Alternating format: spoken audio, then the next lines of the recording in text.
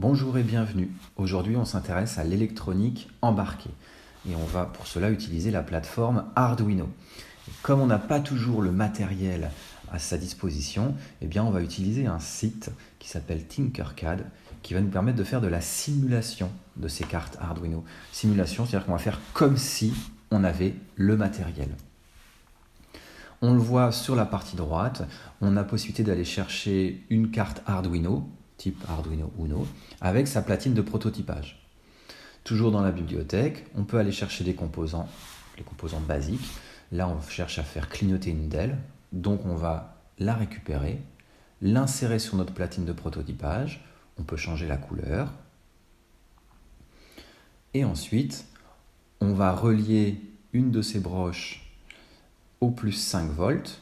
On en profite pour changer la couleur du fil, histoire d'être un peu cohérent avec le reste et de s'y retrouver un peu mieux.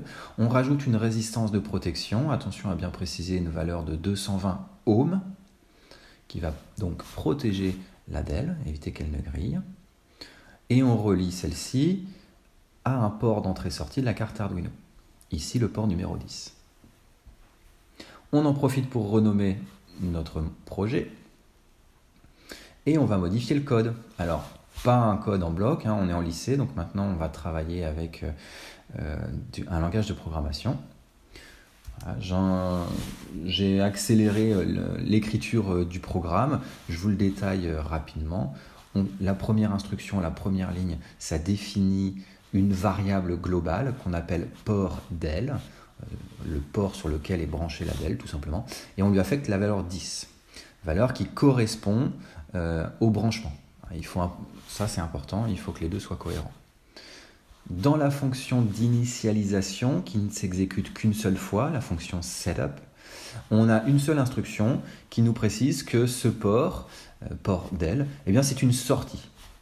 Ensuite, dans la fonction principale, le loop, on a une instruction digital write qui va nous préciser que ce port-là, on va lui imposer un niveau logique haut pendant une seconde, puis un niveau logique bas pendant une seconde.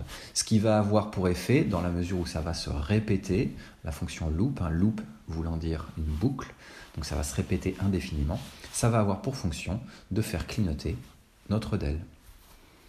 Et voilà, c'est tout pour cette semaine. Merci et à bientôt.